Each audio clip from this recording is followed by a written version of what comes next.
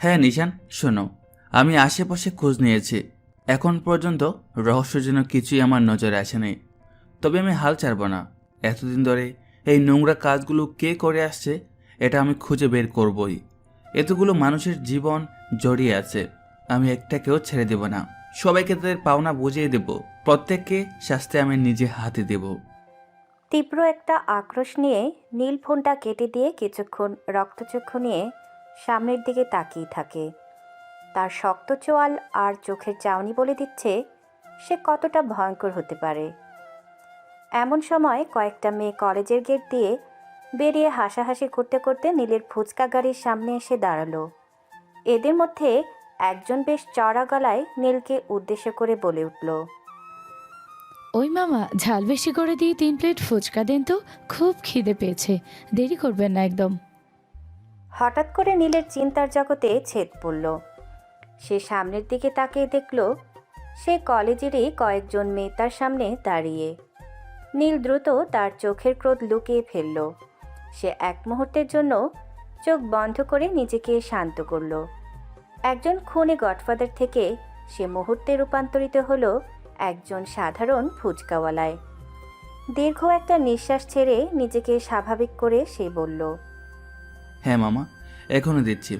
আপনারা সামনের ওই টুলগুলোতে বসেন, আমি এক্ষুনি ফুচকা বানিয়ে আপনাদের দিচ্ছি। মেয়েরা টলে গিয়ে বসা মাত্রই নীলের হাত চলতে শুরু করলো। কিন্তু তার মস্তিষ্ক এখন 3টে স্তরে কাজ করছে।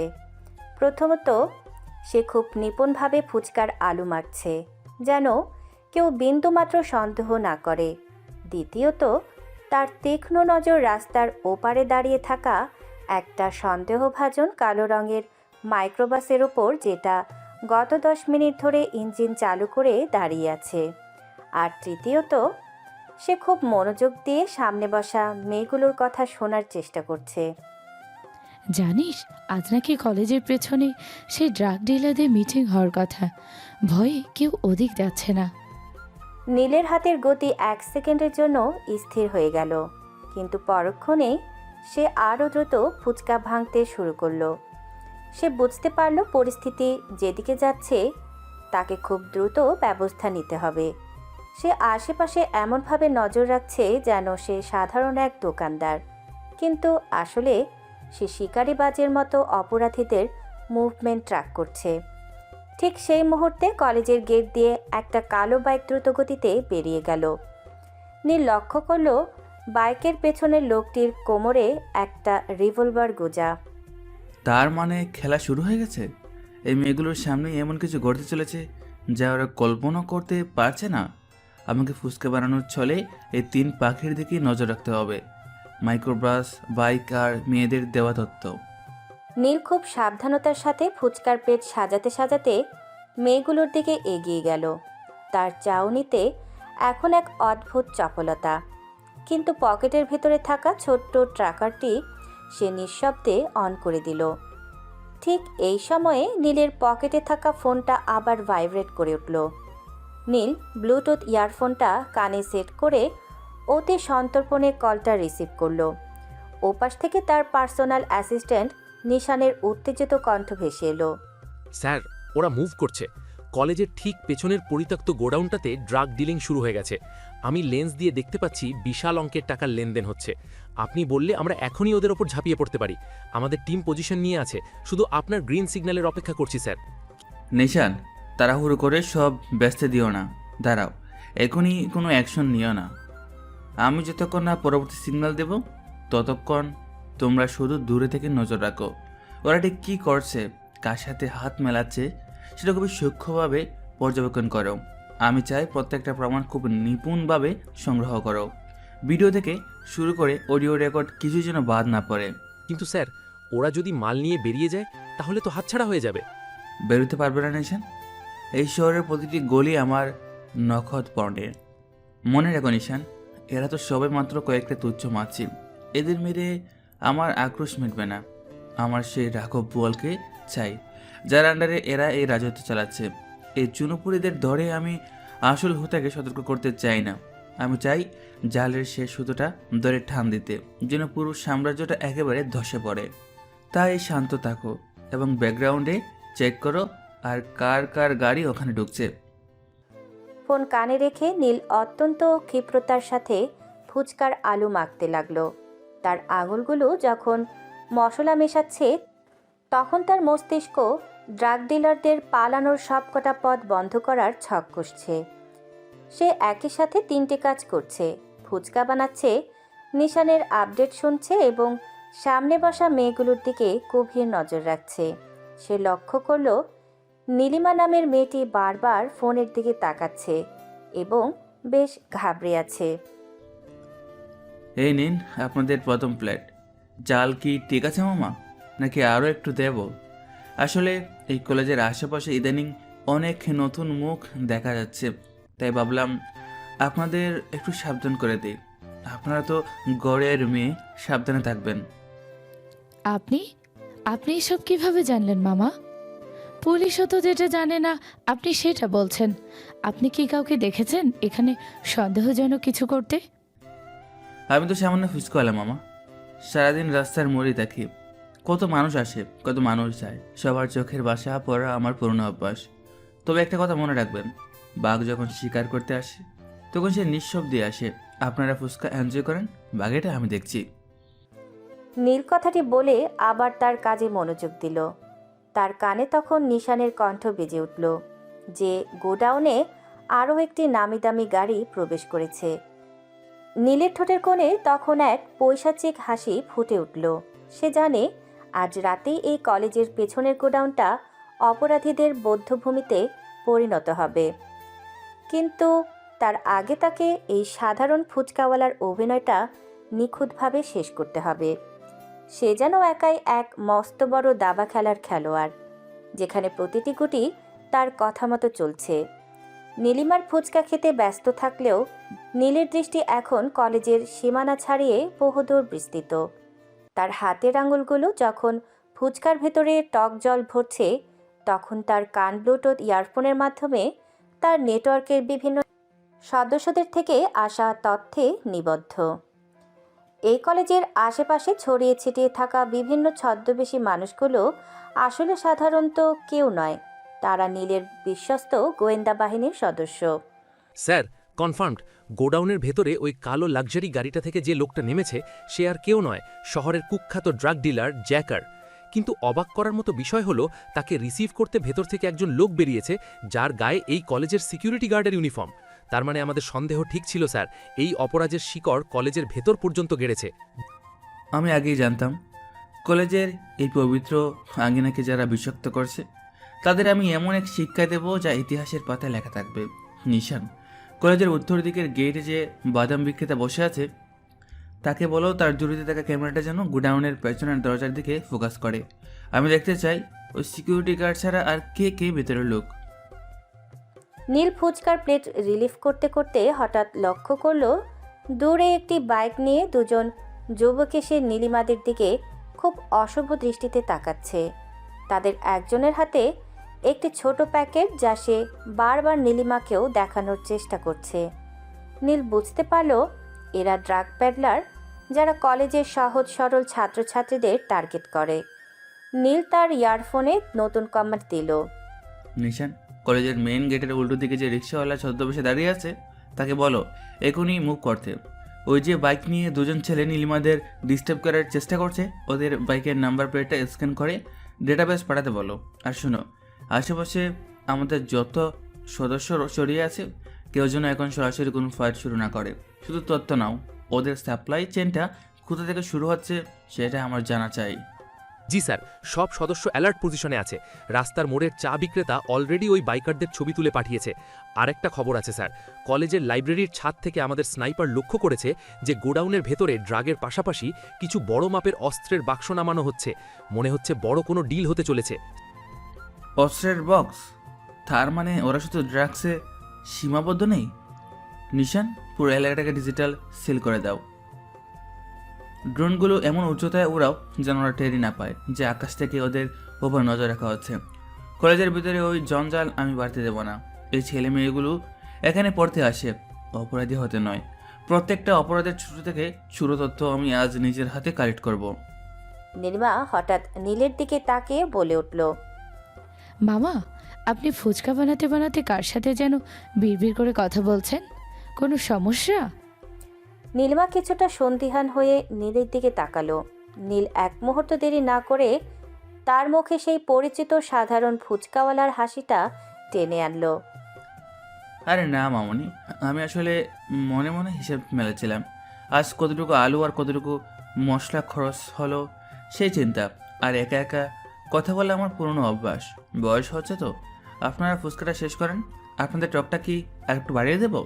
নীলিমাদের কথা বলতে বলতেই নীল লক্ষ্য করলো কলেজের দেয়ালের পাশে দাঁড়িয়ে থাকা সেই সিগারেট ফুঁকতে থাকা লোকটা অস্থির হয়ে উঠছে। সে বারবার তার ঘড়ির দিকে তাকাচ্ছে। নীল বুঝলো সময় ঘনিয়ে আসছে। সে তার পকেটের বাটনে চাপ দিয়ে নিশানের জন্য চূড়ান্ত মেসেজ পাঠালো। নিশান, জালের মুখ ছোটো করে আনো। আমাদের প্রতিটি সদস্য যেন তাদের পজিশন থেকে 1 ইঞ্চিও না নড়ে। ওরা যখন মনে করবে ওরা সবচেয়ে নিরাপদ, ঠিক তখনই আমি আমার আসল পরিচয় নিয়ে ওদের সামনে দাঁড়াবো। এই মাঝিদের মারার পর আমি সেই রাঘব বোয়ালদেরকে এমনভাবে জালে আটকাবো যে সে পালানোর কোনো পথ আর পাবে না। সব তথ্য একটা হার্ড ড্রাইভে ব্যাকআপ নিয়ে রাখো। আমি নিজে আজ রাতে এগুলো নিয়ে বসবো। নীল আবার ফুচকার ডাল ঘুরতে শুরু করলো। বাইরে থেকে তাকে শান্ত মনে হলেও তার ভেতরে তখন প্রলয় চলছে। কলেজের আশেপাশে ছড়িয়ে থাকা তার বাহিনীর সদস্যরা, কেউ রিকশাওয়ালা, কেউ বাদাম বিক্রেতা, কেউ বা সাধারণ পথচারী, সবাই এখন এক একজন দক্ষ শিকারী। তারা শুধু তাদের গডফাদার নীলের শেষ ইশারার অপেক্ষায় আছে। অপরাধের এই অন্ধকার সাম্রাজ্য আজ রাতে এক জনশূন্য ফুচকাওয়ালার চোখের সামনে ধুলোয় মিশে যাবে। কলেজের পিছনের পরিত্যক্ত গোডাউনটার চারপাশে এখন শ্মশানের নিস্তব্ধতা। নীল তার ফুচকার গাড়িটা একপাশে সরিয়ে রেখে নিশানের দেওয়া সিগন্যালের অপেক্ষায় ছিল। তার জ্যাকেটের নিচে লুকানো 9mm পিস্তলটা একবার স্পর্শ করে সে নিশ্চিত হয়ে নিল আন্ডারওয়ার্ল্ডের গডফাদার আজ নিজেই রণক্ষেত্রে নামার জন্য প্রস্তুত।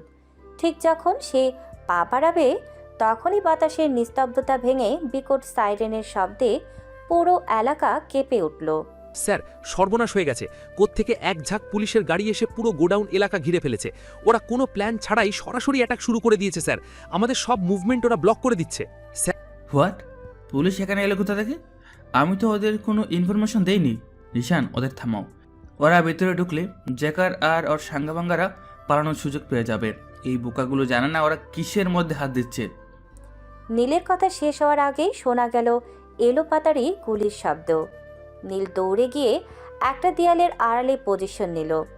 সে দেখল পুলিশের ভ্যান থেকে নামা অফিসাররা কোনো সতর্কতা ছাড়াই গোডাউনের ভেতর লক্ষ্য করে গুলি ছুড়ছে। ভেতরে থাকা অপরাধীরা হকচকিয়ে গেলেও অভিজ্ঞ জ্যাকার ঠিকই পুলিশের দুর্বলতা ধরে ফেলল। ধোয়ার আড়ালে ড্রাগ ডিলাররা পেছনের সিক্রেট সুড়ঙ্গ দিয়ে একে একে পালাতে শুরু করলো। নিশান, পুলিশগুলো ড্রাগ ডিলারদের ডাইভারশন দিচ্ছে। জ্যাকার পেছনের গলি দিয়ে বেরিয়ে যাচ্ছে। আমার সাজানো বাগান এই অপদার্থ পুলিশগুলো এসে তছনছ করে দিল। আমি আজ ওকে ধরার জন্য পুরো মাস অপেক্ষা করছি, আর এই সস্তা ক্রেডিট নেওয়ার লোভে ওরা সব শেষ করে দিল। স্যার, জ্যাকার অলরেডি একটা কালো বাইকে করে মেন রোডের দিকে চলে গেছে। পুলিশ এখন শুরু কয়েকটা চুনোপুটি পেড্রারকে অ্যারেস্ট করছে। আসল রাঘব বোয়াল আমাদের হাতছাড়া হয়ে গেল স্যার। নীল একটা ঘুষি মারল পাশের ইটের দেয়ালে। তার হাত ফেটে রক্ত ঝরছে, কিন্তু সেই ব্যথার চেয়ে তার বুকের ভেতরের আগুন অনেক বেশি তীব্র। সে সামনে তাকিয়ে দেখল পুলিশের বড় কর্তারা মিডিয়ার সামনে পৌঁছ নিচ্ছে যেন তারা অনেক বড় একটা অপারেশন সাকসেসফুল করেছে। অথচ তারা জানেই না আজ জ্যাকারকে ধরতে পারলে পুরো সিন্ডিকেটের মাথাকে পাওয়া যেত। ফালতু সব ড্রামা। এই বোকা পুলিশগুলোর জন্য আজ আমার এই এতদিনের পরিশ্রম ধুলে মিশে গেল। জ্যাকার এখন আর সতর্ক হয়ে যাবে। তাকে খুঁজে পাওয়া এখন দ্বিগুণ কঠিন হবে। নিশান, আমাদের ছেলেদের বলো এখনই ওখান থেকে সরে যেতে। পুলিশের এই সস্তা বাহাদুরি আমি আর সহ্য করতে পারছি না। আজকেও আমার হাত থেকে সবকিছু বেরিয়ে গেল। শান্ত হন স্যার, আমরা আবার সুযোগ পাবো। সুযোগ আমি তৈরি করে নেব নিশান, কিন্তু এই পুলিশ বাহিনী, এদের ভুলের মাসুল আজ এই শহরকে দিতে হবে। ওরা অপরাধ দমনের বদলে অপরাধীদের পালানোর পথ করে দিল। আমার সাজানো দাবার বোর্ডটা ওরা এক নিমিষে উলটপালট করে দিল। জ্যাকারকে আমি ছাড়বো না, আর এই অপারেশন যারা লিড করেছে তাদের আমি মনে রাখবো। নীল কখনো তার অপমান ভুলে যায় না। নীল রাগে ফুঁসতে ফুঁসতে আবার তার ফুচকার গাড়ির কাছে ফিরে এলো। তার চোখে তখন খুনের নেশা। সে বুঝতে পারছে এখন তাকে আরও অন্ধকার পথে হাঁটতে হবে। পুলিশের উপর তার বিন্দুমাত্র ভরসা আর অবশিষ্ট নেই। যে কাজটা সে ছদ্মবেশে করতে চেয়েছিল, এখন হয়তো সেটা তাকে সরাসরি গডফাদার হিসেবেই করতে হবে। নীল তার দামি গাড়িটি তীব্র গতিতে চালিয়ে নির্জন রাস্তার দিকে এগিয়ে যাচ্ছে।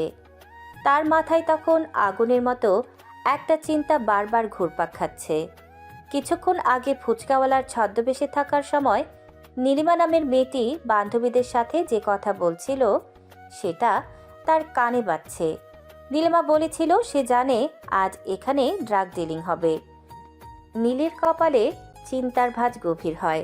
সে বুঝতে পারে পুলিশকে খবর সে দেয়নি, তার লোকরা দেয়নি, আর অপরাধীরা তো দিবেই না। তাহলে এই অপদার্থ পুলিশগুলো হুট করে এলো কোথেকে? তার মানে ওই মেয়েটা ওই নীলিমাই পুলিশকে খবর দিয়েছে? একটা সাধারণ মেয়ে ড্রাগ ডিলারের খবর জানলো কীভাবে? সেও তো নিজেকে খুব বড় সমাজসেবী ভেবেছে, কিন্তু সে জানে না তার এই একটা বুখামির জন্য আজ জ্যাকার আমার হাতছাড়া হয়ে গেল। আমার মাসের পর মাস করা পরিকল্পনা এই মেয়েটা এক নিমিষেই ধুলোয় মিশিয়ে দিল। ওকে এর জন্য চরম মূল্য দিতে হবে। নীলের চোখ দুটো রাগে লাল হয়ে ওঠে।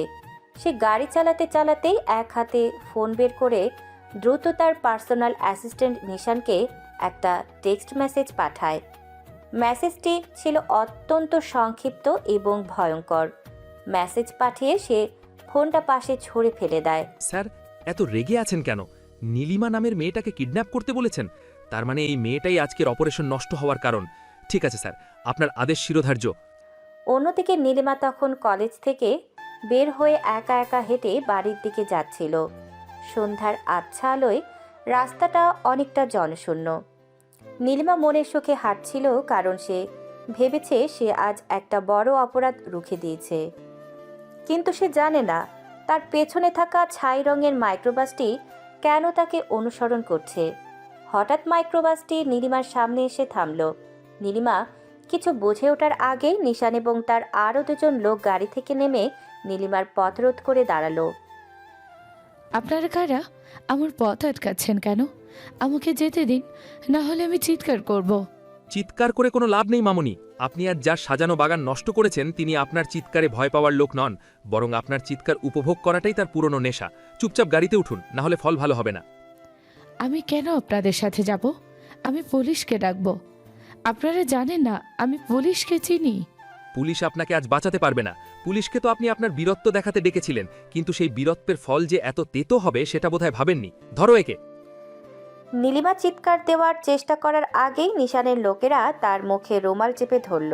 ক্লোরোফর্মের কড়া গন্ধে নীলিমা মুহূর্তের মধ্যেই নেতিয়ে পড়ল। নিশান তাকে পাজাকোলা করে গাড়ির পেছনের সিটে তুলে দিল। গাড়িটি দ্রুত গতিতে অন্ধকার রাস্তায় মিশে গেল। কিছুক্ষণ পর গাড়িটি এসে থামল শহরের বাইরে একটি পরিত্যক্ত কারখানার সামনে, যা নীলের একটি গোপন আস্তানা। নীল তখন সেখানে নিজের পিস্তলটা পরিষ্কার করছিল। তার সামনে একটা বড় স্ক্রিনে সিসিটিভি ফুটেজ চলছে। স্যার, টার্গেটকে নিয়ে আসা হয়েছে। মেয়েটা এখন আমাদের বেসমেন্টে আছে। জ্ঞান ফিরলেই ওকে আপনার সামনে হাজির করা হবে। ওকে শিকল দিয়ে বেঁধে রাখো নিশান। আমি চাই ও যখন চোখ খুলবে তখন যেন ওর সামনে এই শহরের সবচেয়ে বড় অন্ধকারটা দেখতে পায়। আমি ওর মুখ থেকে শুনতে চাই এই দৃশ্যটা ও পেলে কোথা থেকে। যে কাজে হাত দেওয়ার সাহস প্রশাসনের নেই সেখানে ও নাক গলাতে এলো কেন? নীল তার চেয়ার থেকে উঠে ধীর পায়ে বেসমেন্টের দিকে এগিয়ে যেতে লাগলো। তার প্রতিটি পদক্ষেপের শব্দে যেন এক একটা মৃত্যুর পরোয়ানা লুকিয়ে আছে। নীলিমা যখন আস্তে আস্তে চোখ মেলল, সে দেখল সে একটা অন্ধকার ঘর, লোহার চেয়ারে বাঁধা। তার সামনে শুধু একটা বাল্ব জ্বলছে, আর সেই আবছা আলোয় সে দেখতে পেল একজন মানুষকে, যার অবয়ব দেখে তার কলিজা শুকিয়ে এলো। সে বুঝতে পারল এ সেই ফুচকাওয়ালা নয়, এ সাক্ষাৎ মৃত্যুদূত। নীল তার সামনে গিয়ে দাঁড়ালো। ওপর থেকে পড়া টিমটিমে আলোয় নীলের অবয় ফুটে উঠতে নীলিমার চোখ ছানা বড়া হয়ে গেল।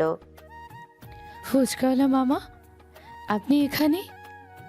আরে মামা দেখুন, আমাকে কিছু লোক ধরে এনেছে এখানে। আপনি কিভাবে এখানে এলেন? আপনাকেও কি ওরা ধরে এনেছে? মামা প্লিজ ওদের বলুন না আমাকে ছেড়ে দিতে, আমি খুব ভয় পাচ্ছি। নীলিমার মুখে ফুচকাওয়ালা মামা ডাক শুনে নীলের চোয়াল শক্ত হয়ে এলো। তার ভেতরে বইতে থাকা আগ্নেয়গিরি যেন এখনই ফেটে পড়বে। সে দাঁতে দাঁত চেপে নীলিমার দিকে কয়েক কদম এগিয়ে গেল।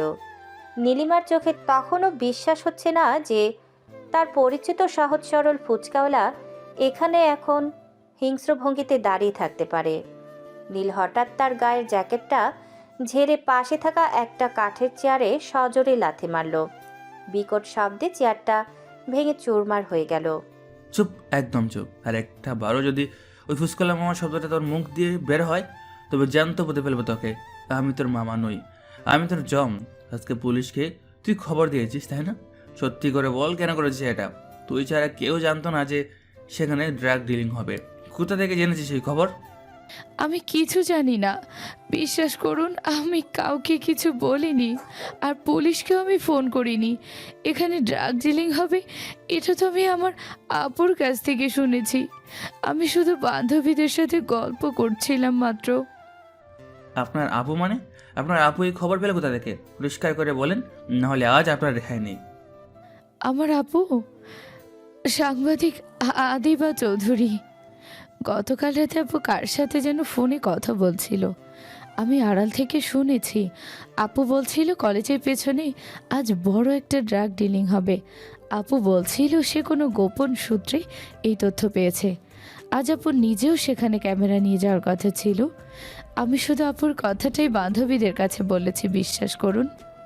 আদিবা চৌধুরীর নামটা শোনার সাথে সাথে নীলের ভ্রু কুঁচকে গেল। এই শহরে একরোখা আর সাহসী সাংবাদিক হিসেবে আদিবার নাম সে আগেও শুনেছে। নীল বুঝতে পারল তার নিজের গোপন অপারেশনের তথ্য ফাঁস হওয়ার পেছনে কোনো বড় চক্র কাজ করছে। আদিবা চৌধুরী? এই মেয়েটা তো সারাক্ষণ আন্ডারওয়ার্ল্ডের পেছনে হন্য হয়ে ঘুরে, কিন্তু সে এই খবর পেল কার কাছ থেকে নিছেন? জি স্যার, বলুন।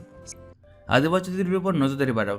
সে কার সাথে ফোনে কথা বলছিল এবং কার কাছ থেকে এই খবর পেয়েছে সেটা আমার 1 ঘন্টার মধ্যে জানা চাই। আর এই মেয়েটাকে আপাতত এই গড়ি তালাবদ্ধ করে রাখো।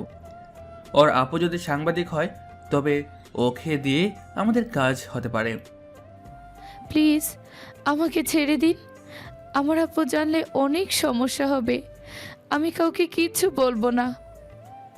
তোর আপু যদি সত্যি সাংবাদিক হয় তবে সে অলরেডি তোর নিখোঁজ হওয়ার খবর পেয়ে গেছে। এখন দেখা যাক তার কলম বেশি শক্তিশালী নাকি আমার ক্ষমতা। ওকে আটকে রেখো নিশান। নীল ঘর থেকে বেরিয়ে গেল। তার মাথায় এখন নতুন ছক। আদিবা চৌধুরী যদি তথ্যের উৎস হয় তবে সেই উৎসের কাছে পৌঁছাতে নীলিমাই হতে পারে তার সবচেয়ে বড় টোপ। আন্ডারওয়ার্ল্ডের গডফাদার এখন এক নতুন খেলায় নামতে চলেছে। বোন নিখোঁজ হওয়ার খবর পেয়ে আদিবা চৌধুরী পাগলের মতো হয়ে গিয়েছিল, কিন্তু সে একজন পেশাদার ক্রাইম রিপোর্টার, তাই আবেগ সামলে সে তার সবকটি সোর্স কাজে লাগিয়ে ফেলে। শহরের প্রতিটি অলিগলি আর অন্ধকার জগতের খবর তার নখদর্পণে।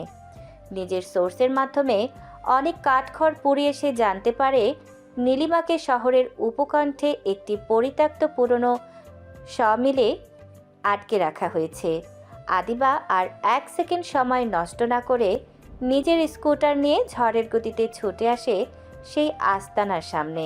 সেখানে কোনো প্রহরী নেই, গেটটা হাট করে খোলা। আদিবা বুক ভরা সাহস নিয়ে ভেতরে পা রাখে। নীলিমা, নীলিমা কোথায় আছিস তুই?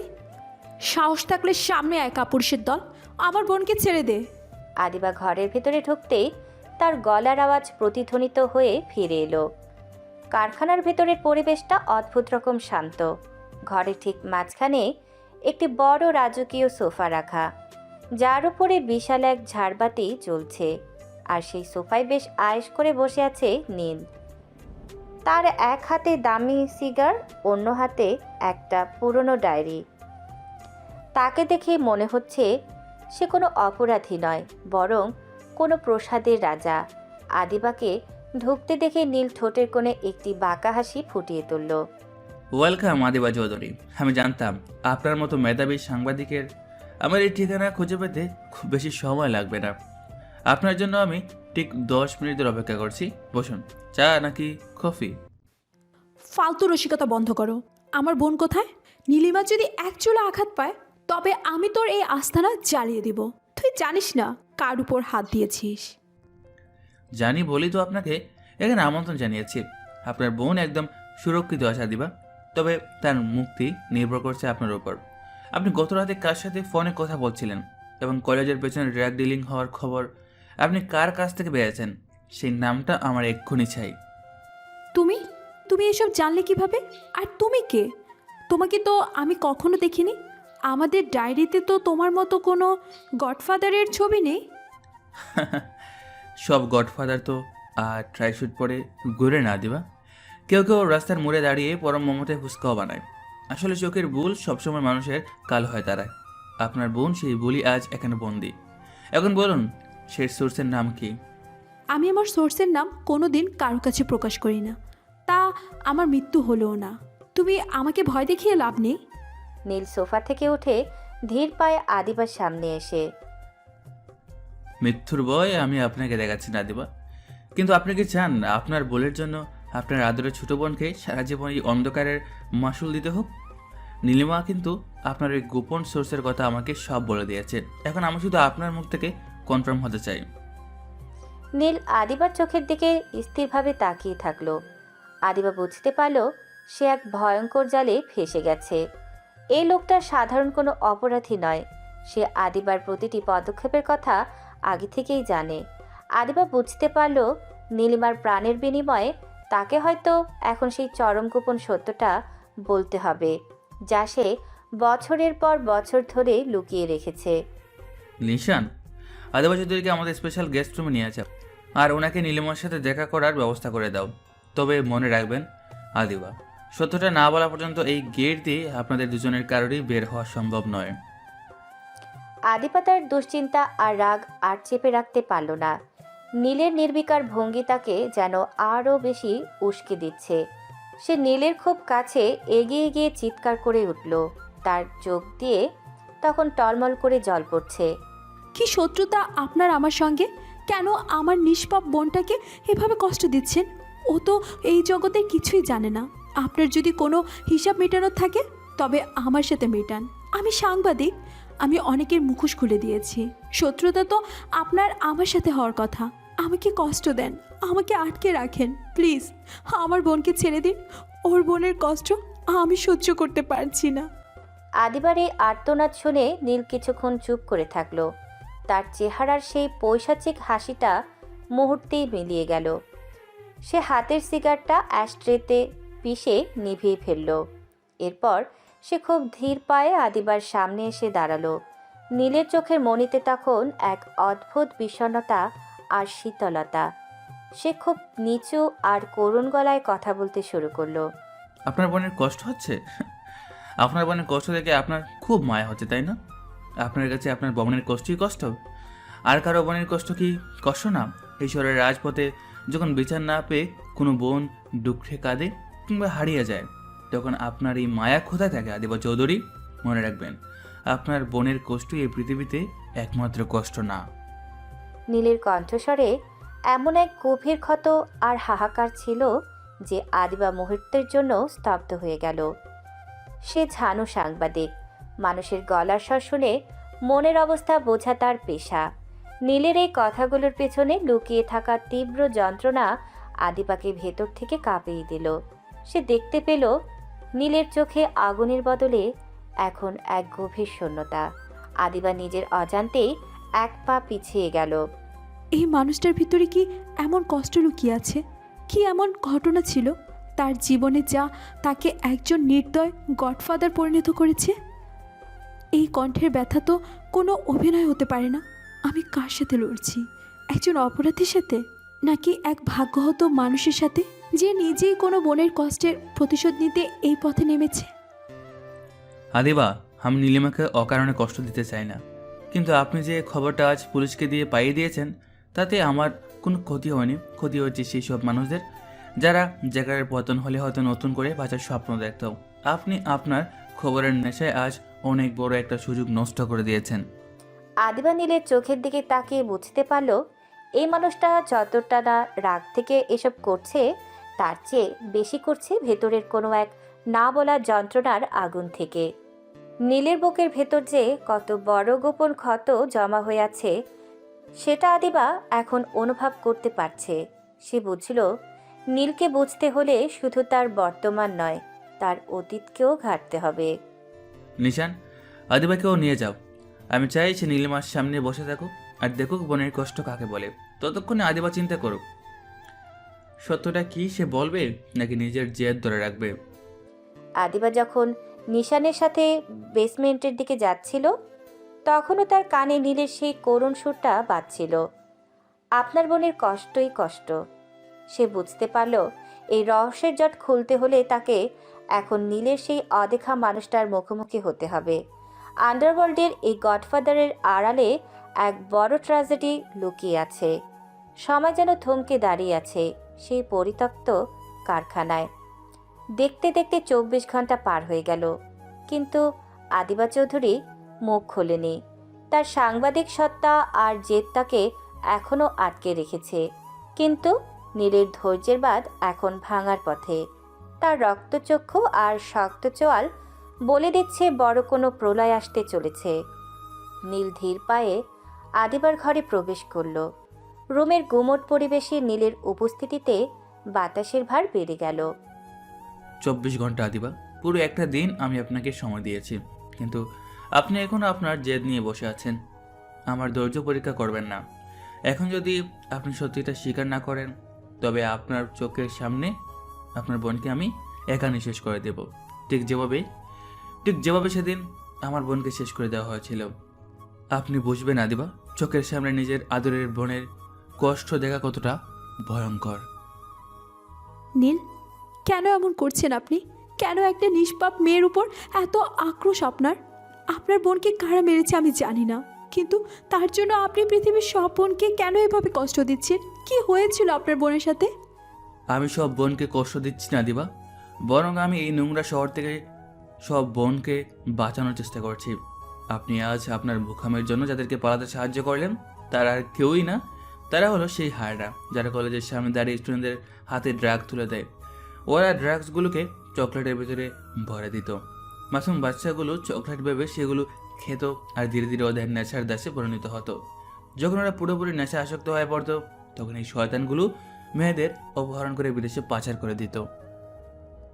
নীলের চোখে এখন আগুনের লেলিহান শিখা। সে আদিবার খুব কাছে গিয়ে তার কলার চেপে ধরল। তার কণ্ঠস্বর এখন যন্ত্রণায় কাঁপছে। তাদের মধ্যে আমার বোন ছিল একজন, আমার আদরের ছোট বোন ঐশী। সেদিন আমি অনেক খোঁজাখুঁজির পর জানতে পারি এই ড্রাগ ডিলিংয়ের গডফাদার জ্যাকার আমার বোনকে অপহরণ করেছে। সেদিন আমি একাই ওর পেছনে ছুটছিলাম। যখন আমি সেই ট্র্যাকটা আটকাই তখন দেখি সেই গাড়িতে শুধু আমার ঐশী নয়, ঐশীর মতো আরো কয়েকশো মেয়ে ছিল। তাদের সবার চোখে ছিল ভাষার আকুতি, কিন্তু আমি ব্যর্থ হয়েছিলাম আদিবা। আমি ঐশীকে বাঁচাতে গিয়ে দেখি ওরা ওকে ট্রাকে তুলে পালানোর চেষ্টা করছে। আমি যখন বাজাইতে গেলাম তখন ওরা আমার মাথা সহ্যে আঘাত করে। আমি যন্ত্রণা মাটিতে লুটিয়ে পড়ি। চারপাশে ঝাপসা হয়ে আসছিল, কিন্তু আমি তাও হাল ছাড়িনি। আমি ঢলতে ঢলতে উঠে নিজের গাড়ি নিয়ে ওই ট্রাকটাকে ধাওয়া করি।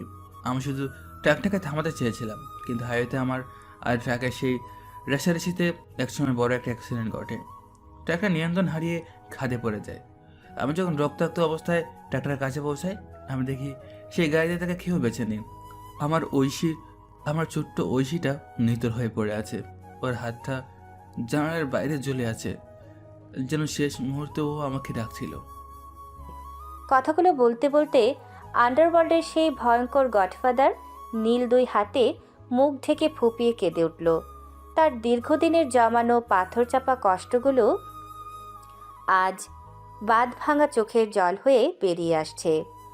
যে নীলকে পুরো শহর জম মনে করে সে আজ এক অসহায় ভাইয়ের মতো আদিবার পায়ের কাছে ভেঙে পড়ল। আমার ঐশী মারা গেল আদিবা। ওই আগুনের লেলিহান শিকা আমার কলেজেটা পুড়িয়ে দিল।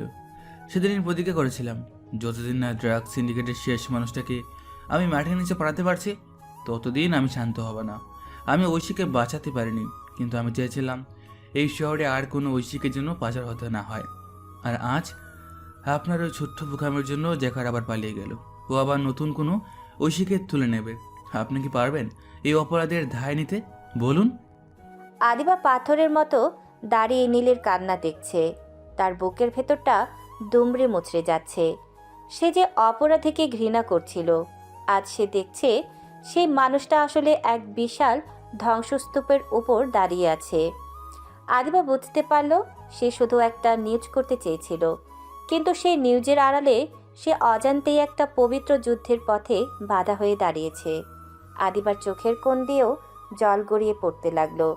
সে বুঝল নীলের এই আক্রোশ অন্যায় নয়, এটা এক বিচারহীন ভাইয়ের হাহাকার। নীলের কান্নার শব্দে ঘরটা যেন ভারী হয়ে এলো। আন্ডারওয়ার্ল্ডের দৌর্দণ্ড প্রতাপশালী গডফাদারের এই রূপ আদিবাকে ভেতরে ভেতরে নাড়িয়ে দিয়েছে। আদিবা দীর্ঘক্ষণ স্তব্ধ হয়ে দাঁড়িয়ে থাকার পর ধীর পায়ে নীলের সামনে গিয়ে দাঁড়ালো।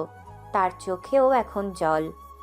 একজন সাংবাদিক হিসেবে সে অনেক সত্যের মুখোমুখি হয়েছে, কিন্তু এমন বুকফাটা আর্তনাদ সে আগে কখনো দেখেনি। আদিবা নীলের কাঁধে আলতো করে হাত রাখল এবং তাকে শান্ত করার চেষ্টা করল। আপনার বোনের সাথে যা হয়েছে তা শুনে আমার বুক ফেটে যাচ্ছে নীল। বিশ্বাস করুন, আমি জানতাম না আপনার পেছনে এমন একটা করুণ ইতিহাস আছে। কিন্তু নীল, আপনি যে পথটা অবলম্বন করছেন সেটা কি ঠিক? আপনি নিজেকে আইনের ঊর্ধ্বে নিয়ে গেছেন। আপনি নিজের হাতে বিচার তুলে নিচ্ছেন। এটাও তো এক ধরনের অন্যায়। আপনি কেন আইনের আশ্রয় নিচ্ছেন না? যারা অপরাধ করেছে আইন তাদের সাজা দেবে। আপনি কেন এই অন্ধকার জগতে নিজেকে হারিয়ে ফেলছেন? আদিবার মুখে আইন এবং সাজার কথা শুনে নীলের কান্না মুহূর্তেই থেমে গেল। সে হঠাৎ সোজা হয়ে দাঁড়ালো। তার চোখে এখন জল নেই, আছে এক বুক ঘৃণা আর চরম অবজ্ঞা। নীলের ঠোঁটের কোণে ফুটে উঠল এক তাচ্ছিল্যর হাসি। সেই হাসিটা ধীরে ধীরে উচ্চস্বরে হাসিতে রূপান্তরিত হলো। সেই অট্ট হাসিতে সারা ঘর যেন কেঁপে উঠল। আইন? আপনি আইনের কথা বলছেন আদিবা চৌধুরী? এই বাংলাদেশের কোন আইনের কথা বলছেন আপনি, যে আইন পকেটে নিয়ে যেখানে ঘুরে বেড়ায়? যে আইন সাধারণ মানুষের জন্য শিকল আর ক্ষমতাধরদের জন্য বর্ম? আপনি কি আসলে একজন সাংবাদিক নাকি রূপকথার গল্পের রাজকন্যা? আপনি আইনকে এভাবে অপমান করতে পারেন না নীল। সব মানুষ তো খারাপ নয়, সব পুলিশ অফিসারও তো বিকিয়ে যায়নি। শুনুন আদিবা চৌধুরী, আমি যখন আমার বোনের রক্তমাখা শরীর নিয়ে থানার সামনে দাঁড়িয়েছিলাম, তখন এই আইনের রক্ষক পুলিশ অফিসাররা আমাকে বলেছিল অ্যাক্সিডেন্ট বলে চালিয়ে যাও, উপর থেকে চাপ আছে। আমি সেদিন বুঝে গিয়েছিলাম এদেশে আইন শুধু ধনীদের গোলামি করে। যারা অপরাধের বিরুদ্ধে কাজ করার কথা তারা আসলে অপরাধীদের হয়ে দালালি করে। আমি আইনের দরজায় কপাল খুঁটেছি, বিচার চেয়েছি, কিন্তু বিনিময়ে পেয়েছি লাঞ্ছনা। নীল আদিবার খুব কাছে গিয়ে তার চোখের দিকে চোখ রেখে আঙুল উঁচিয়ে বলতে লাগলো। তার কণ্ঠে এখন বজ্রের মতো গর্জন। আপনার যে আইন অপরাধীকে আড়াল করে সে আইনকে আমি মানি না। যে পুলিশ অফিসাররা টাকার বিনিময়ে জেকারকে পালানোর পথ করে দেয় তাদের চেয়ে বড় অপরাধী আর কেউ নয়। আমি আইনের রাস্তা নিলে আজ জেকার জেলে গিয়ে রাজার হালে থাকতো, আর দুদিন পর জামিনে বেরিয়ে এসে আবার ড্রাগ ডিলিং শুরু করতো। আমি চাই না জেলে যাক, আমি চাই সে কবরে যাক। আমি চাই তার সাম্রাজ্য এমনভাবে দশে পড়ুক যেন এই শহরে আর কোনো ঐশীকে চকলেটের নেশায় জীবন দিতে না হয়। কিন্তু এভাবে তো অরাজকতা বাড়বে নীল। আপনি তো তবে অপরাধীদের মতোই হয়ে যাচ্ছেন। কাঁটা দিয়ে কাঁটা তুলতে হয় আদিবা। পচা গা সরাতে হলে মাঝে মাঝে অস্ত্রোপচার করতে হয়, তাতে রক্ত ঝরে। আমি সেই সার্জন হতে চেয়েছি। এই পচা সাম্রাজ্যকে সুস্থ করার জন্য আমাকে এই নোংরা আন্ডারওয়ার্ল্ডে নামতে হয়েছে। আপনি আইনের বই নিয়ে বসে থাকুন, আর আমি দেখাবো জাস্টিস কীভাবে আদায় করতে হয়। এখন সিদ্ধান্ত আপনার। আপনি কি সেই দালালি করার আইনের পক্ষে থাকবেন, নাকি এই সত্যের যুদ্ধে আমার সাথে যোগ দেবেন? আদিবা নীলের যুক্তির সামনে কোনো উত্তর খুঁজে পেল না। সে মনে মনে বুঝতে পারল নীল যে বাস্তবতার কথা বলছে তা তেতো হলেও সত্য। আদিবা এখন এক বিশাল দোলাচলে। একদিকে তার আদর্শ, অন্যদিকে নীলের নির্মম কিন্তু অকাট্য বাস্তবতা। নীলের চোখ দুটো এখন আদিবার উত্তরের অপেক্ষায় স্থির হয়ে আছে। নীলের হাসির শব্দটা যখন ঘরের দেয়ালগুলোতে আছড়ে পড়ছিল, আদিবা তখন নির্বাক হয়ে দাঁড়িয়েছিল। তার সাংবাদিকতার আদর্শ আর আইনের প্রতি অগাধ বিশ্বাস যেন নীলের প্রতিটি যুক্তির সামনে তাসের ঘরের মতো ভেঙে পড়ছে। নীল হাসতে হাসতেই হঠাৎ শান্ত হয়ে গেল, কিন্তু তার চোখে এখন উপহাসের ছায়া। সে আদিবার খুব কাছে এসে দাঁড়ালো, তার প্রতিটি শব্দ বিষের মতো ঝরছে। আপনি যে আইনের বড় বড় দোহাই দিচ্ছেন আদিবা চৌধুরী, আপনি কি জানেন সে আইন সাধারণ মানুষের জন্য কতটা নিষ্ঠুর? যখন আমি আমার বোনকে খুঁজে পাচ্ছিলাম না, তখন আমি আজকের এই আন্ডারওয়ার্ল্ডের গডফাদার ছিলাম না। তখন আমি ছিলাম সাধারণ একজন মানুষ, নীল আহসান, একজন সাধারণ ভাই যে তার বোনকে পাগলের মতো খুঁজছিল। আমি সেদিন আপনার ওই তথাকথিত আইনের রক্ষকদের কাছে গিয়েছিলাম। থানার বারান্দায় দাঁড়িয়ে পুলিশের কাছে হাত ছুড় করছিলাম আমার বোনের একটা খোঁজ পেতে। তারা কি কোনো সাহায্য করেনি? সাহায্য? তারা বলেছিল খোঁজ দেব, ব্যস্ত থাকবেন না।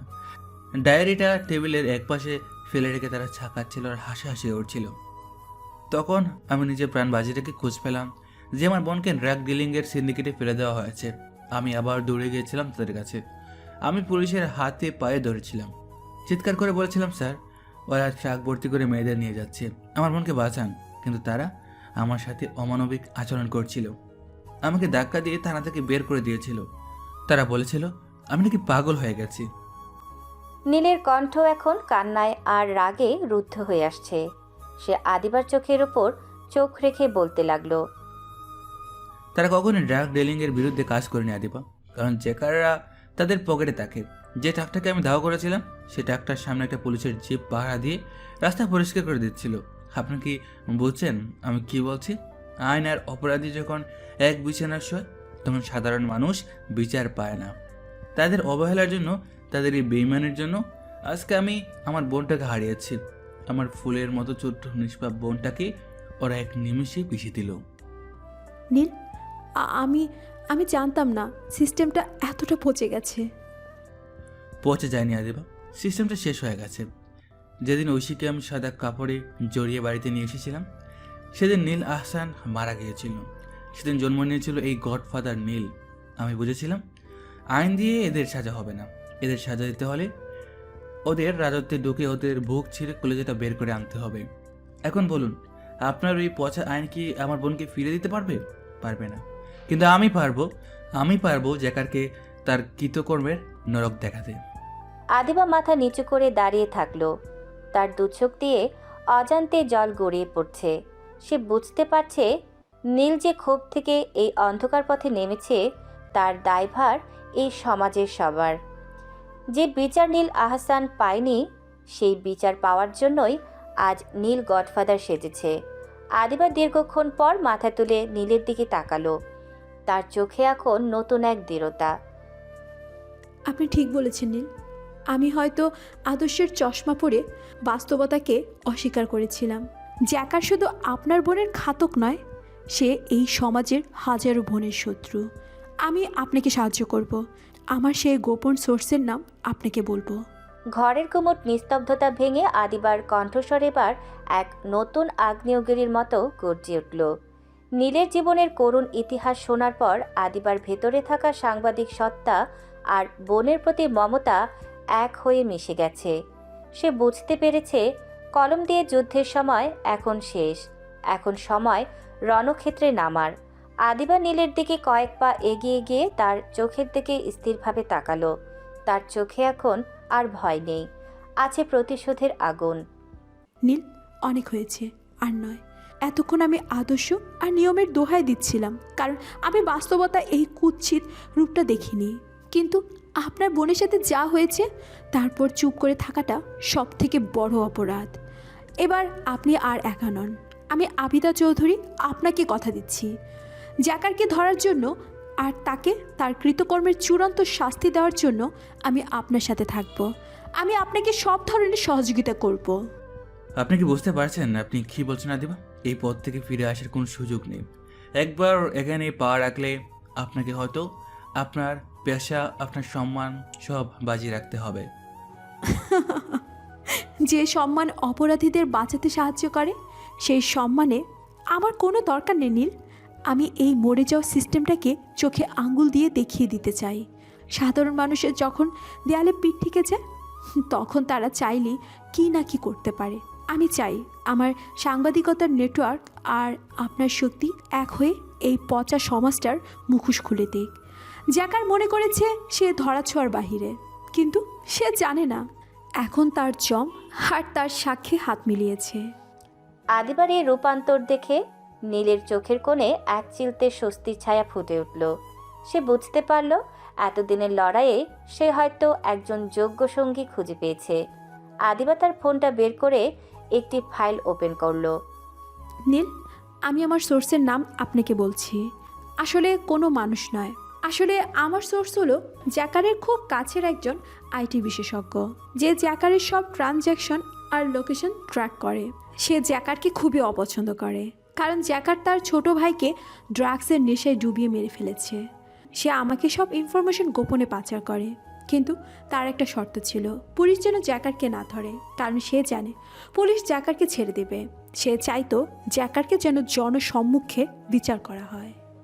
তার মানে আমাদের কাছে জ্যাকারের প্রতিটি মুহূর্তের আপডেট আছে। হ্যাঁ, আছে। আর এখন আমি আপনাকে সেই সব ডাটা দেব, যা দিয়ে আপনি জ্যাকারের পালনের সব পথ বন্ধ করতে পারবেন। আমরা শুধু জ্যাকারকে মারব না নীল, আমরা তাকে এমনভাবে জনসম্মুখে আনবো যেন পুলিশও তাকে বাঁচানোর সাহস না পায়। আমি এই শহরের প্রতিটি ক্যামেরার সামনে ওর পাপগুলো তুলে ধরব। নীল আর আদিবা যখন ষড়যন্ত্রের জাল বুনছিল, তখন বাইরে ঝড়ো হাওয়া বইতে শুরু করেছে। দুই মেরুর দুই মানুষ, একজন আন্ডারওয়ার্ল্ডের রাজা আর অন্যজন অন্যায়ের বিরুদ্ধে সোচ্চার এক কলম সৈনিক, আজ এক কাতারে দাঁড়িয়েছে। তাদের লক্ষ্য এক, শত্রু এক। নিশান, আদিবাকে আর নীলাকে এখনই আমাদের সেফ হাউসে শিফট করো, আর আমার বাহিনীর প্রতিটি সদস্যকে বলো স্বীকার করতে আমাদের এখন আর লুকোচুরি করার দরকার নেই। এবার আমরা সরাসরি আঘাত করব। জ্যাকারের অন্তিম যাত্রা শুরু হতে চলেছে। আদিবা আর নীল যখন একসাথে কারখানার বাইরে বেরিয়ে এলো, তখন ভোরের প্রথম আলো ফুটতে শুরু করেছে। এই আলো কি নতুন কোনো ন্যায়ের ইঙ্গিত দিচ্ছে, নাকি আরও বড় কোনো রক্তপাতের পূর্বাভাস? কারখানার ভেতরে একটি বড় ম্যাপের সামনে দাঁড়িয়ে নীল আর আদিবা এখন গভীর আলোচনায় মগ্ন। ঘরের এক পাশে নীলিমার জন্য আরামদায়ক থাকার ব্যবস্থা করা হয়েছে, কারণ নীল এখন আর তাকে বন্দি মনে করছে না। আদিবা তার ল্যাপটপ খুলে একের পর এক ডেটা নীলের সামনে উপস্থাপন করছে। কিভাবে জ্যাকারের ড্রাগ সাপ্লাই চেন কাজ করে, কোথায় তার অস্ত্রাগার, আর কোন কোন রুট দিয়ে সে সীমান্ত পার হওয়ার চেষ্টা করে, সব এখন নীলের হাতের নাগালে। আদিবা ম্যাপের একটি পয়েন্টে আঙুল রেখে, নীল দেখুন, জ্যাকার আগামী শুক্রবার শহরের বড় উপকণ্ঠে একটা বড় চালান রিসিভ করবে। এটা ওর জীবনের সবচেয়ে বড় ডিল। এখান থেকে ওকে ধরতে পারলে ওর পুরো সাম্রাজ্য ধসে পড়বে। আমি আমার সোর্সের মাধ্যমে ওর সিক্রেট কোডগুলো পেয়ে গেছি। কিন্তু জ্যাকার খুব ধূর্ত, ও জানে পুলিশ ওর পকেটে থাকলেও আমার মতো কেউ তাকে তাড়া করছে। ও নিশ্চয়ই কোনো ব্যাকআপ প্ল্যান রাখবে। আমাদের এমনভাবে এগোতে হবে যেন ও পালানোর কোনো গলি পথও খুঁজে না পায়। কথা বলতে বলতে নীল একের পর এক নিখুঁত পরিকল্পনা সাজাতে লাগলো। সে তার বাহিনীর প্রতিটি সদস্যকে কিভাবে পজিশন দেবে, কোথায় ডিজিটাল জ্যামার বসাবে, আর কিভাবে আদিবার লাইভ কভারেজ শুরু হবে, সব সে সেকেন্ডের হিসেবে মিলিয়ে নিচ্ছে। আদিবা মুগ্ধ হয়ে নীলের এই রূপটা দেখছিল। নীল যখন কথা বলে তখন তার চোখে কোনো সাধারণ অপরাধীর লালসা নেই, বরং সেখানে এক দেশপ্রেমিক যোদ্ধার সংকল্প ফুটে ওঠে। আদিবা আগে ভেবেছিল নীল হয়তো একজন রক্তপিপাসু মানুষ, কিন্তু এখন সে বুঝতে পারছে নীলের এই কাঠিন্য আসলে এক গভীর ভালোবাসার বহিঃপ্রকাশ, নিজের দেশের মানুষের প্রতি, বোনের প্রতি। আমি ভুলছিলাম, এই মানুষটা একা লড়ছে, একাই এক বিশাল পাহাড়ের বিরুদ্ধে। সে শুধু নিজের বোনের প্রতিশোধ নিতে চায় না, সে চায় এই দেশের মাটি থেকে ড্রাগসের বিষ চিরতরে মুছে দিতে। তাই তার এই ত্যাগ, এই সাহসিকতা কতটা নিঃস্বার্থ হলে একজন মানুষ নিজের সব পরিচয় বিসর্জন দিয়ে রাস্তার মোড়ে ফুসকাওয়ালা সেজে বসে থাকতে পারে শুধু অপরাধীদের গতিবিধি লক্ষ্য করার জন্য। আদিবা, আপনি কি শুনছেন? শুক্রবার ঠিক রাত 2টায় আমরা মুভ করব। আপনার ক্যামেরা রেডি রাখবেন। আমি চাই জ্যাকার যখন আমার সামনে হাঁটু করে বসবে তখন সারা বিশ্ব যেন দেখে এই শহরের আসল শত্রু কারা। আমি সব রেডি রাখবো নীল। আপনার ডেডিকেশন দেখে আমি অবাক হচ্ছি। আপনি আপনার জীবন বাঁচিয়ে রেখে এই পচা সিস্টেমের বিরুদ্ধে যেভাবে লড়ছেন তা সত্যি অকল্পনীয়। আমি গর্বিত যে আমি আপনার মতো একজন মানুষের পাশে দাঁড়িয়ে এই লড়াইয়ের অংশ হতে পেরেছি। এটা শুধু আমার লড়াই নয় আদিবা, এটা আমাদের সবার লড়াই। ঐশীকে আমি ফেরাতে পারবো না, কিন্তু জ্যাকারকে থামিয়ে আমি হয়তো আরও 1000টা ঐশীকে মরতে দেখার হাত থেকে বাঁচাতে পারবো। সেই শান্তিটাই আমার বড় পাওনা। আদিবা লক্ষ্য করলো নীলের চোয়াল তখনও শক্ত, কিন্তু তার চোখের কোণে এক অদ্ভুত কোমলতা। নীল যে কতটা মানবিক এবং দেশপ্রেমিক তা আদিবা আজ হাড়ে হাড়ে অনুভব করছে। সে ভাবছে সমাজের চোখে নীল হয়তো একজন অপরাধী বা গডফাদার, কিন্তু আদিবার চোখে সে একজন ত্রাতা। দুজনেই মিলে চূড়ান্ত নীল নকশা তৈরি করলো। এখন শুধু সময়ের অপেক্ষা। শুক্রবারের সেই রাত এই শহরের ইতিহাসে নতুন এক অধ্যায় লিখতে চলেছে। নিশান, সব চেক করো। শুক্রবার রাতে কোনো ভুল যেন না হয়। জ্যাকারকে আমরা তার পাপের শেষ সীমানা নিয়ে যাব। রাতের নিস্তব্ধতায় নীল আর আদিবা একে অপরের দিকে তাকালো। দুজনের চোখে এখন একই লক্ষ্য। শত্রু যতই শক্তিশালী হোক, আজ থেকে তাদের এই জেদ আরও বেশি শক্তিশালী। জ্যাকারকে ধরার নেশা নীল এবং আদিবাকে এক সুতোয় বেঁধে দিয়েছে। গত কয়েকদিন ধরে তারা দিনের অধিকাংশ সময় একই সঙ্গে কাটাচ্ছে।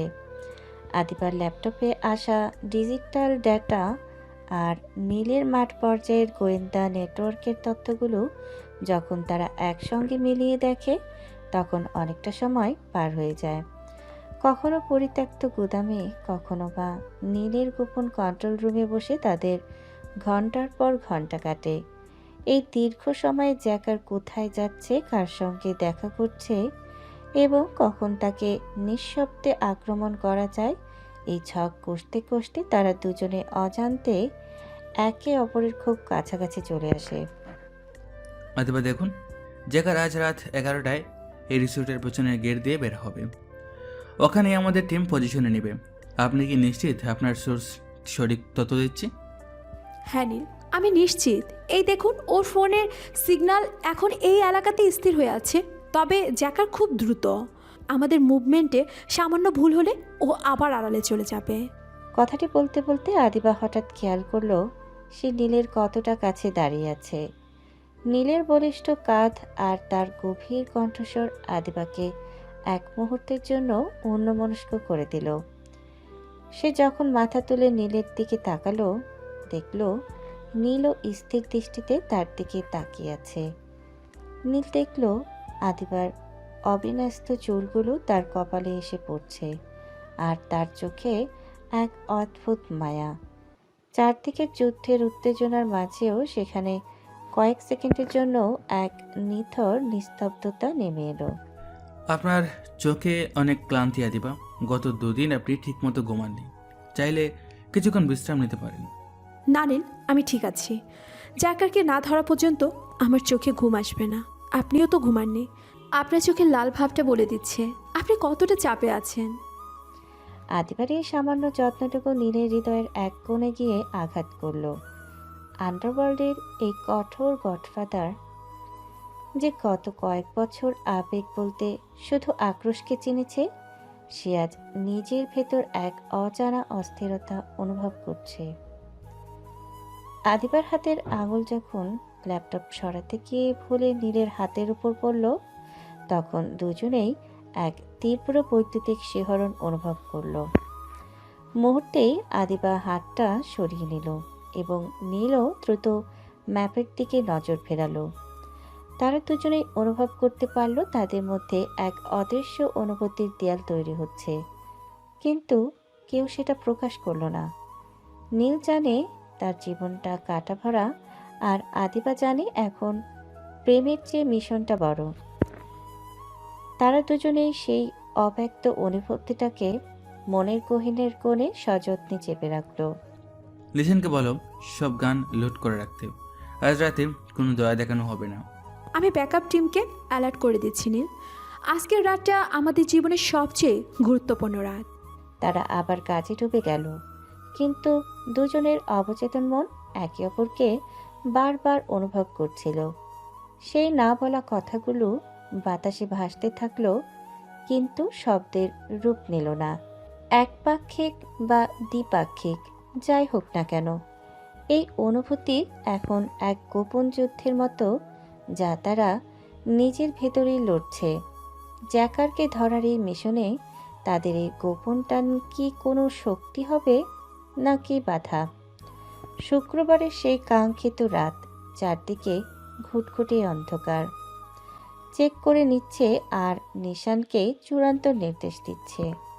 জ্যাকারকে ধরার জন্য তারা যখন তাদের নিখুঁত প্ল্যানটি এক্সিকিউট করতে যাবে, ঠিক তখনই আদিবা নীলের সামনে এসে দাঁড়ালো।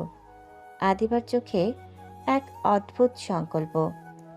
সে জানে জ্যাকার কতটা ধূর্ত, তাই সে তার শেষ তরুপের তাসটি ব্যবহার করতে চায়। নীল, আমি অনেক ভেবে দেখেছি জ্যাকার যে পরিমাণে মেয়েবাজি করে এবং মেয়েদের প্রতি তার যে এই অদম্য নেশা আছে, সেটাই আমাদের কাজে লাগানো উচিত।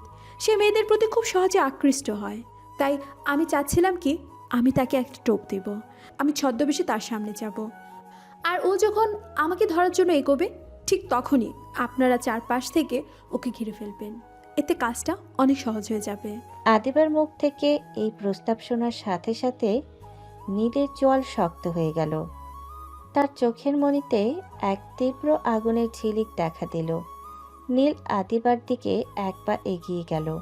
তার শরীরের প্রতিটি পেশি তখন রাগে কাঁপছে। আদিবার এই ঝুঁকি নেওয়ার কথা শুনে তার মাথার রাগে গরম হয়ে উঠল। আদিবা, খবরদার, একদম না। নিজেকে কোনো সময় বিপদের মধ্যে ফেলার চিন্তাও করবেন না। আপনি কি জানেন জ্যাকার কতটা নীচ আর জানোয়ার? ওর সামনে চুপ হওয়ার মানে হলো বাঘের মুখে নিজের গাড় পেতে দেওয়া। আমি জ্যাকারকে মারতে চাই, কিন্তু তার বিনিময়ে আপনাকে ঝুঁকির মুখে ফেলতে পারবো না। কিন্তু নীল, আপনি বুঝতে পারছেন না, জ্যাকার যখনই কোনো সুন্দরী মেয়েকে দেখে, সে তার সব সতর্কতা ভুলে যায়। এটাই ওকে ধরার সবচেয়ে দ্রুততর উপায়। আমার কিচ্ছু হবে না, আমি জানি। আপনি আশেপাশে থাকবেন। আমি কোনো কথা শুনতে চাই না দিবা। আপনার সাংবাদিকতার বুদ্ধি ল্যাপটপে আর তথ্যের মধ্যে সীমাবদ্ধ রাখুন। ময়দানে কি হয় সেটা আমি ভালো জানি। ঐশীকে হারিয়ে আমি একবার পুড়েছি, আপনাকে হারিয়ে আমি দ্বিতীয়বার চাই হতে পারবো না। এই মিশনের প্ল্যান যেভাবে হয়েছে সেভাবেই হবে। আপনি আমাদের ব্যাকআপ টিমের সাথেই থাকবেন, কোনো কিন্তু চলবে না। নীলের গলার স্বরে এমন এক কর্তৃত্ব আর প্রচ্ছন্ন অধিকার ছিল যে আদিবা আর কথা বাড়াতে পারল না। সে দেখল নীলের চোখে রাগের চেয়েও বেশি ছিল আদিবাকে হারিয়ে ফেলার এক গভীর আতঙ্ক। যদিও নীল তার অনুভূতির কথা কখনো মুখ ফুটে বলেনি, কিন্তু তার এই তীব্র শাসনই বলে দিচ্ছিল আদিবা এখন তার জীবনের কতটা জায়গা দখল করে নিয়েছে। আদিবা মাথা নিচু করে নীলকে শান্ত হতে বলল। নিশান, আদিবাকে সেফ জোনে নিয়ে যাও। জ্যাকার যদি টের পায় যে আমাদের সাথে কোনো সাধারণ মেয়ে আছে, তবে ওকে ঢাল হিসেবে ব্যবহার করবে। আমি সেই ঝুঁকি নিতে পারবো না। আদিবা যখন পেছনের দিকে সরে যাচ্ছিল, সে বুঝতে পারল নীল তাকে কতটা আগলে রাখতে চায়। আন্ডারওয়ার্ল্ডের এই গডফাদার আজ এক ঢাল হয়ে আদিবাকে আড়াল করছে। এদিকে সময় ফুরিয়ে আসছে। জ্যাকার তার নির্দিষ্ট ডারার দিকে এগোচ্ছে। নীল তার কানের টুপিটা মাথায় দিয়ে 9mm পিস্তলটা কোমরে গুজে নিল। আজ রাতে হয় জ্যাকার থাকবে, না হয় নীল। নীল যখন তার বাহিনীর সদস্যদের নিয়ে পজিশন ঠিক করছিল, আদিবা তখন আড়ালে দাঁড়িয়ে নিজের তার যুক্তির লড়াই লড়ছিল। সে জানে নীল তাকে কতটা আগলে রাখতে চায়, কিন্তু সে এটাও জানে যে জ্যাকারকে ধরার এই সুযোগ হাতছাড়া হলে নীল নিজেকে কোনোদিন ক্ষমা করতে পারবে না। আদিবা নিজের ব্যাগে থাকা একটা হালকা ওড়না মাথায় জড়িয়ে নিল এবং নিজের পোশাকটা কিছুটা আলুথালু করে। নীল যেন দূর থেকে তাকে এক অসহায় পথচারী মনে হয়। নীল যখন অন্য এক সদস্যকে নির্দেশ দিতে ব্যস্ত, ঠিক সেই সুযোগে আদিবা নিঃশব্দে সেফ জোনে থেকে বেরিয়ে অন্ধকারের বুক চিরে সামনের দিকে এগোতে শুরু করলো। নীল, আমি জানি আপনি আমাকে নিয়ে ভয় পাচ্ছেন, কিন্তু জ্যাকারকে জ্যান্ত ধরার জন্য এই ঝুঁকিটা আমাদেরকে নিতেই হবে। আপনার বড় ঐশীর জন্য আর আমার এই পচে যাওয়া সিস্টেমের জন্য এইটুকু বিপদ আমি হাসি মুখে মেনে নেব। কিছুক্ষণ পর নীল বাইনোকুলার দিয়ে সামনের রাস্তাটা পর্যবেক্ষণ করার সময় হঠাৎ তার রক্ত হিম হয়ে গেল। সে দেখল বৃষ্টির আবছা আলোয় একটা মেয়ে ধীর পায়ে ঠিক সেই পয়েন্টের দিকে এগুচ্ছে যেখানে জ্যাকার তার গাড়ি থামানোর কথা। নীল জুম করে দেখল সেই চেনা অবয়ব আদিবা। নীলের মাথার রাগে আর আতঙ্কে ফেটে পড়ার উপক্রম হলো। সে তার হাতের বাইনোকুলারটা সজোরে মাটিতে ছুঁড়ে মারতে গিয়েও নিজেকে নিয়ন্ত্রণ করলো। এই মেয়েটা পাগল হয়ে গেছে। নিশা, দেখছো কি করছে? আমার কথা অমান্য করে একদম মৃত্যুর মুখে পা দিচ্ছে। আমি ওকে বারণ করেছিলাম, কিন্তু ওর জেদের সামনে আমার সব সতর্কতা হার মেনে গেল। স্যার, আদিবা ম্যাডাম তো একদম মেন রোডের মাঝখানে চলে গেছেন। জ্যাকার ওর গাড়ি নিয়ে ওখান দিয়েই আসবে। এখন ওনাকে ফিরিয়ে আনা মানেই হলো আমাদের উপস্থিতি ফাঁস করে দেওয়া। জ্যাকার টের পেয়ে যাবে যে আমরা এখানে ওত পেতে আছি। আমি জানি নিশান, আমি এখন কিছু করতে পারছি না। আমার হাত পার জন্য এই মুহূর্তে অদৃশ্য শিকলে বাঁধা। ও এতটাই এগিয়ে গেছে যে এখন ওকে ডাকতে যাওয়া মানেই পুরো অপারেশনটা ধ্বংস করে দেওয়া। এই মেয়েটা কেন একটা কথাও শুনে না, কেন বারবার নিজেকে এমন ডেঞ্জার জন্য ফেলছে। ওকে যদি জ্যাকার একবার গাড়িতে তুলে নেয়, তবে ওকে জ্যান্ত ফিরিয়ে আনা আমার জন্য অসম্ভব হয়ে যাবে। নীল এখন এক চরম যন্ত্রণার মধ্যে দিয়ে যাচ্ছে।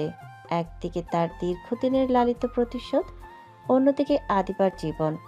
সে পাথরের মতো দাঁড়িয়ে দেখল আদিবা রাস্তার ল্যাম্পপোস্টের নিচে দাঁড়িয়ে এদিক ওদিক তাকাচ্ছে, যেন সে কারোর সাহায্যের অপেক্ষা করছে। ঠিক তখনই দূর থেকে হেডলাইটের তীব্র আলো দেখা গেল। একটা কালো রঙের দামি এইচটি তীব্র গতিতে আদিবার দিকে এগিয়ে আসছে। নীল বুঝতে পারল এটা জ্যাকার। আদিবা, আপনি যদি আজ সুস্থভাবে ফিরে আসেন, তবে আপনার এই জেদের হিসাব আমি কড়ায় ঘণ্টায় বুঝিয়ে দেব। কিন্তু এখন আমাকে শুধু আপনার ছায়া হয়ে থাকতে হবে, গডফাদার হিসাবে নয়, একজন রক্ষক হিসাবে। জ্যাকারের গাড়িটা আদিবার ঠিক সামনে এসে কষে ব্রেক করলো। গাড়ির জানালা ধীরে ধীরে নামতে শুরু করলো। নীল তার স্নাইপার রাইফেলটা তাক করলো জ্যাকারের গাড়ির টায়ারের দিকে। তার আঙুল ট্রিগারে কাঁপছে না ঠিকই, কিন্তু তার হৃৎপিণ্ডটা এখন আদিবার জন্য তীব্রভাবে ধকধক করছে। এই ভয়ঙ্কর দাবা খেলায় আদিবা এখন নিজেকে সবচাইতে বড় খুঁটি হিসেবে সাজিয়ে দিয়েছে, যার রাজা স্বয়ং আন্ডারওয়ার্ল্ডের গডফাদার নীল। বৃষ্টির ঝাপটায় চারপাশ আবছা হয়ে এলো। নীলের তীক্ষ্ণ নজর শুধু আদিবার দিকে স্থির হয়ে আছে। জ্যাকারের কালো এইচটি গাড়িটা রাস্তার ধারে থামল। গাড়ির ভেতর থেকে জ্যাকার বেরিয়ে এলো।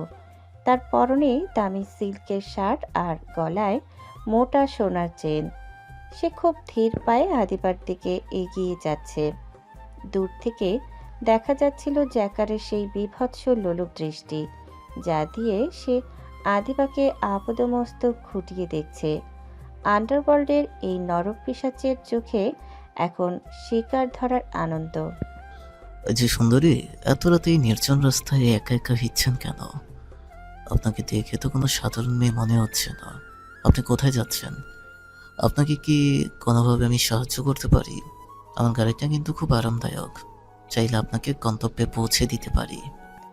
আদিবা তার অভিনয় বজায় রেখে কিছুটা থতমত খেয়ে দাঁড়ালো। সে নিজেকে এমনভাবে উপস্থাপন করলো যেন সে খুব ভয় পেয়েছে এবং নিরুপায়, কিন্তু আড়ালে থাকা নীলের অবস্থা তখন বর্ণনাতীত।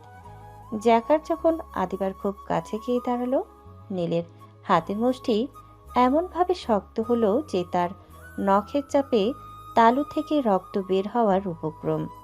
জ্যাকার আদিবার থেকে যেভাবে ঝুঁকে কথা বলছে তা দেখে নীলের শরীরের প্রতিটি রক্তবিন্দু টকবক করে ফুটছে। শয়তান, তোর এই নোংরা নজর আদিবার উপর দেওয়ার সাহস করিস কি করে? তোর এই চোখ আমি আজ নিজের হাতের উপরে ফেলবো। আদিবা, কেন আপনি এর হাতের কাছে দাঁড়িয়ে কথা বলছেন? কেন আমাকে এভাবে জ্বালিয়ে দিচ্ছেন? স্যার শান্ত হন। আদিবা ম্যাডাম তো এটাই চেয়েছিলেন। জ্যাকার এখন পুরোপুরি ওর ওপর ফোকাস করেছে, ও আশেপাশে আর কিছুই দেখছে না। এটাই তো আমাদের জন্য পারফেক্ট সুযোগ। আপনি ইমোশনাল হলে প্ল্যানটা ভেস্তে যাবে স্যার। আমি জানি নিশান, আমি জানি, কিন্তু আদিবার এই জানোয়ারটার সাথে কথা বলাটা আমি 1 সেকেন্ডের জন্য সহ্য করতে পারছি না। আমার ভেতরটা জলে ছাই হয়ে যাচ্ছে। ঐশিক হারানোর পর এই প্রথম কোনো মানুষের জন্য আমার বুকটা এভাবে ফেটে যাচ্ছে। কিন্তু আমাকে এখন পাথরের মতো শান্ত থাকতে হবে। শুধু একটা সিগন্যাল, যেকারকে আমি এমন শিক্ষা দেব যে নরকও দেখেনি। জ্যাকার আদিবার হাত ছোঁয়ার জন্য কিছুটা হাত বাড়াতেই আদিবা সুকৌশলে এক পা পিছিয়ে গেল। জ্যাকার আরও প্রলুব্ধ হয়ে আদিবাকে গাড়ির দিকে ইশারা করলো। আদিবা রাজি হওয়ার ভান করে গাড়ির দরজার দিকে এগোতে লাগলো। নীল তার স্নাইপার রাইফেলের লেন্স দিয়ে দেখলো জ্যাকার তার রক্ষীদের গাড়ি থেকে দূরে থাকার ইশারা করছে, কারণ সে আদিবাকে নিয়ে একান্তে থাকতে চায়। এটাই ছিল নীলের জন্য সঠিক মুহূর্ত। সব ইউনিট অ্যালার্ট, জ্যাকার এখন একা। ওর বডিগার্ডরা শিথিল হয়ে পড়েছে।